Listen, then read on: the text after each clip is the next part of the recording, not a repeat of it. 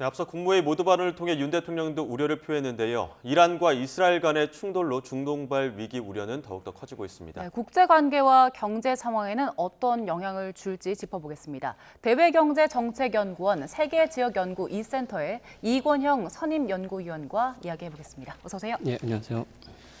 일단 지금 이란과 이스라엘의 어떤 일촉즉발의 상황에서 가장 주목되는 부분이 세계 원유 어떤 물동량의 30%, 거의 20%에 30% 차지하고 있는 이 중요한 항로의 길목이기 때문인 겁니다. 네, 어떤 좀 산업계에 영향이 있을 거라고 보십니까? 일단 수출의 중요한 길목이기 때문에 이제 운송비에 대단한 영향을 미칠 것 같습니다. 지금도 홍해 문제 때문에 약 한 10% 이상 정도 운송비가 올라갔다고 하는데요. 만약에 호르무즈 해협까지 봉쇄가 된다든지 그런 영향이 미친다고 하면은 운송비가 상당히 늘어날 것으로 보이고요. 특히 호르무즈 해협 같은 경우는 말씀하신 것처럼 세계 원유 물동량의 20%에서 30% 정도가 오가는 길목입니다. 그래서 유가 인상이 불가피하고 그래서 여러 분석가들이 뭐 120달러 배럴당 120달러에서 130달러까지 올라갈 수도 있다라는 얘기를 하고 있는 것이고요. 예. 그렇게 된다고 하면 우리나라 경제에도 뭐 물가라든지 그런 부분에 대해서 상당한 영향이 미칠 것으로 그렇게 생각이 됩니다. 이게 업종별로도 영향을 받는 정도가 조금씩 차이가 있습니까? 어떻습니까? 기름값에 관련된 것이기 때문에 각 기업들의 제조 원가에 영향을 미칠 것이라고 보고요.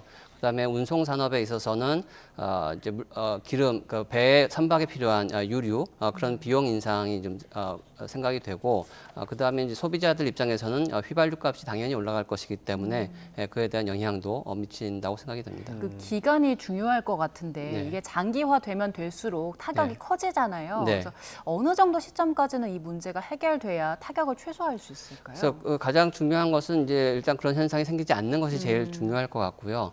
단기간에 뭐 일주일 이내라고 한다고 하면 뭐 국내 비축유도 있고 그다음에 뭐 어떤 이제 회복력이 좀 강화될 수가 있는데 이것이 만약에 한 달 이상 지속이 된다든지 네. 그렇게 되게 되면 전 세계적으로 문제가 되는 것이기 때문에 우리나라 입장에서도 뭐 물가 관리라든지 금융시장 관리 또 수출에 관련된 모니터링 등등이 좀 더 확실하게 돼야 될 것 같습니다. 예, 지금 가장 주목하는 부분이 그 호르무즈 해협이 봉쇄될 것이냐 말 것이냐 이런 부분들일 텐데 네. 지금까지의 상황으로 봤을 때는 봉쇄 가능성은 어느 정도쯤 점쳐볼 수 있을까요?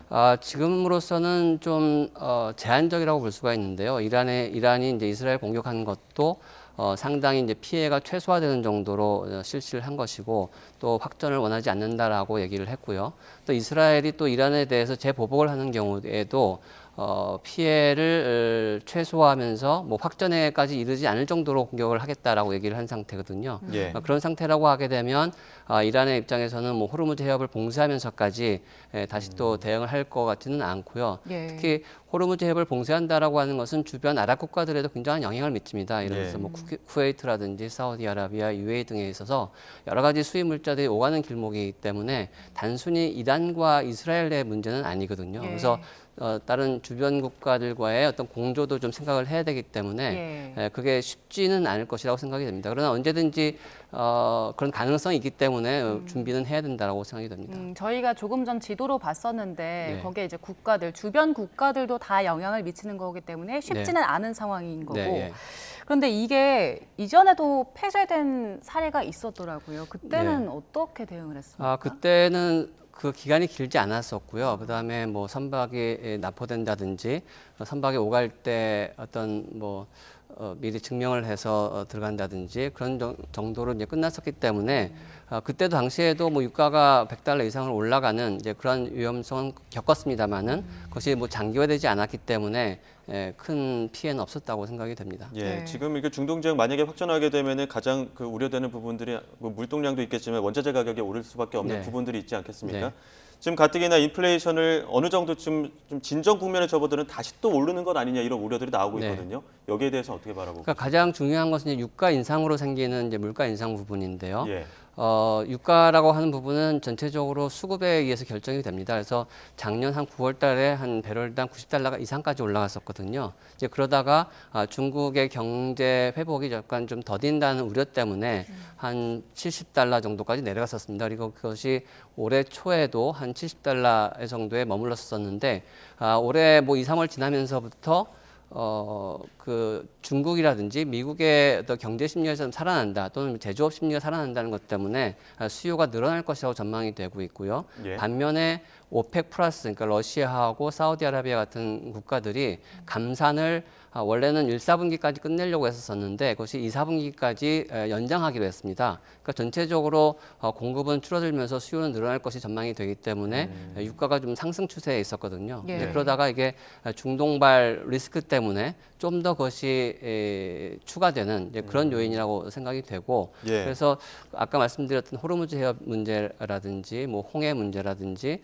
또는 확전이 어느 정도까지 펼쳐질 것인가 그거에 따라서 유가 인상이 좀 더 결정이 되지 않을까 그렇게 생각이 됩니다. 네, 그러면 아직은 이제 지금 뭐 미국도 그렇고 세계 주요국들이 물가 잡기의 안간힘인데 네. 현재 유가를 놓고 봤을 때는 불확실성이 여전한 상황이다 이렇게 볼 수 있는 겁니까? 예, 그렇죠. 그러니까 그 기업들의 입장에서 가장 중요한 것이 불확실성이 얼마나 있느냐거든요. 그래서 만약 예를 들어서 2010년대 배럴당 $100 이상까지 올라갔을 때 있었었는데 그때 이제 기업들이 그것을 기준으로 해서 모든 생산 환경이라든지 수출 환경을 잡았었던 것이죠. 근데 불확실성이라고 하는 것은 갑자기 오를 때 그게 발생하는 것인데 현재 뭐 $70, $80에서 $100 이상까지 간다고 하면 아주 급작스러운 기업 환경의 변화기 때문에 그런 면들이 이제 기업이 가장 이제 우려하는 부분일 것이라고 생각이 됩니다. 그러니까 이번 사태를 통해서 어떤 중동 지역과의 경제 협력 규모가 좀 위축될 수 있는 것 아니냐 이런 우려들도 나오고 있는데 네. 지금 우리나라 입장에서 경제 협력 부분에 있을 수 있는 각종 리스크는 어떤 것들이 있을까요? 그 이번 정부 들어서 뭐 전통적으로도 우리나라와 중동 간의 경제 협력 분야가 굉장히 크거든요. 예. 특히 이제 해외 건설 분야가 이제 큰데 작년만 하더라도 약 전체 해외 건설 수주의 30% 이상이 중동 지역에서 나왔습니다. 예. 사우디아라비아라든지 뭐 UAE 등에서요.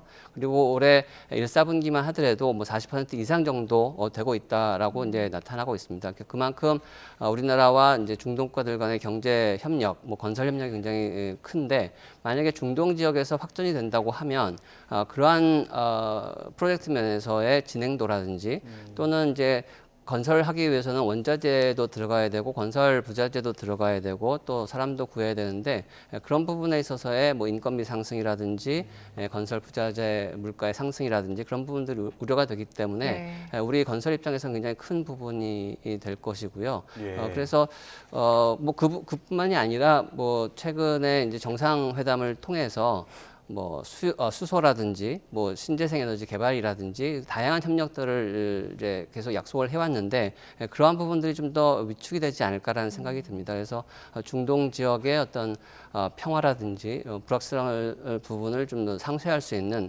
그런 조치들이 좀 필요하지 않을까 그렇게 생각이 됩니다. 예, 우리 대응도 고민이잖아요. 네. 일단 우리 정부는 모든 시나리오에 대비를 해두겠다라고 네. 어제 밝혔고요. 기업들도 제각기 대응을 해야 할 텐데 네. 어떤 부분들을 가장 초점 맞춰야 될까요? 그러니까 일단 만약에 주요 수출 길목에 타격을 받는다고 하게 되면 유가 부분도 있지만 공급망 부분도 조심을 해야 됩니다. 예를 들어서 중동이라는 지역 자체가 아시아하고 유럽을 연결하는 부분이거든요. 그래서 우리나라 그 대기업들이 주로 뭐 동유럽이라든지 유럽 지역에 생산 기업을 많이 갖고 있는데 그런 이제 원자재 수출이 만약에 좀 더 힘들어진다고 하게 되면 그런 공급망 부분에도 큰 영향을 미칠 것이고 또 유럽에 있는 물품들이 우리나라 올 때도 또 당연히 영향을 미칠 것이고요. 그래서 기업들 입장에서는 공급망 부분들이 원활히 되고 있는가 가장 중요한 문제라고 볼 수가 있고 그다음에 앞서 말씀드렸던 물가 문제, 유가라고 하는 것은 기본적으로 뭐 공장을 돌리는 데 있어서 필요한 부분이기 때문에 가장 직접적인 원가 상승 요인으로 되거든요. 그래서 그런 부분들에 대한 좀 준비가 좀 필요하지 않을까 그렇게 생각이 듭니다. 그냥 일반 그 시민들 보시기에는 지금 당장 중동에서 이런 위기가 발생하다 보니까 국내 유가 오르는 거 아니냐 이런 네. 부분들을 가장 많이 우려하고 그렇죠. 있거든요. 네. 뭐 지금 정부에서는 유류세 인하 조치 정부가 2달 연장하겠다 이렇게 네. 밝히긴 했습니다만 네, 네. 사태가 길어지면 국내 유가도 어쩔 수밖에 오를 수밖에 없지 그렇죠. 않습니까? 예. 그런 부분에 대한 어떤 우려는 어떻게 보십니까? 그 유가가 상승되는 것을 이제 선제적으로 대응하기 위해서 이제 유류세 인하를 한 2개월 정도 연장한다고 되어 있는데요. 그것은 휘발유 1리터당 약 한 200원 정도 인하 효과가 있습니다. 그러니까 그것이 어떻게 보면 크다고 하면 크다고 할 수도 있고 뭐 작다고 하면 작다도 할 수 있는데 일단 정부 차원에서 유가 관리를 이렇게 선제적으로 대응하고 있다는 모습 자체가 예. 굉장히 중요한 시그널로 보이고 있고요. 예. 그래서 이것이 현재로서는 아주 유가가 급등한다는 것이 아직 현실화되어 있지는 않기 때문에 국민들이 소비자들이 아직 피부로 느끼지는 못하고 있습니다. 근데 예. 이것이 앞으로 어떻게 될지 모르기 때문에 그런 부분들에 대한 우려가 생기는 것이고 유가가 오르게 되면 또 다른 뭐 중소형 식당이라든지 뭐 이렇게 중상공인들이 예. 또 영향을 받기 때문에 지금도 역시 뭐 물가가 올라가고 있다고 하는데 유가가 더 오르게 되면은 그 부분에 대한 여파도 또 있으리라고 생각이 됩니다. 예. 대외 변수가 워낙 크고 그렇기 때문에 우리 정부가 사실 손쓸 수 있는 부분이 어떤 게 그렇죠. 있을까 그런 생각이 드는데요. 일단 우리 경제에 미치는 악영향 최소화하기 위해서 예. 어떤 부분들에 신경 써야 될까요? 가장 정부가? 중요한 것은 이제 유가 관리라고 유가. 할 수가 있는데요. 그래서 가장 직접적으로 이제 피부로 와닿을 수 있는 부분이 유가 부분이고 또 현재 뭐 환율도 안 좋은 상태에서 유가가 올라간다고 하면 그 수입 물가에 대한 피해가 훨씬 더 커질 것이거든요. 그래서 유가 부분을 굉장히 좀 신경을 써야 될 것이고 또 아까 말씀드린 것처럼 한국과 중동 간의 협력을 통해서 우리나라의 또 뭐 교역이라든지 뭐 그런 것들을 좀 활성화시키려고 했었는데 그런 부분들이 타격을 받지 않을까를 계속 주시를 해야 될 것 같습니다. 그래서 현지에 있는 건설 기업들이라든지 국내 생산 기업들이 제대로 되고 있는지도 항상 보고 그다음에 그 현지에서 느끼는 애로사항이 무엇인지도 좀 더 청취를 해서 정부가 좀 바로바로 이제 조치를 취할 수 있는 그런 시스템을 만들어야 된다고 생각이 되고요. 그래서 지금도 뭐 정부 차원에서는 뭐 수출 대책반이라든지 비상 대응반을 통해서 뭐 운송 성박들이 제대로 운행을 하고 있는지 이런 것들을 보고 있는데 그런 것들이 좀 더 계속해서 이루어져야 된다라고 생각이 듭니다. 예. 방금 앞서 말씀하신 것처럼 유류세 인하 조치는 어쨌든 연장을 했습니다. 그 네. 외에 혹시 정부가 지금 당장 선제적으로 조금 조치할 수 있는 방안들은 없습니까?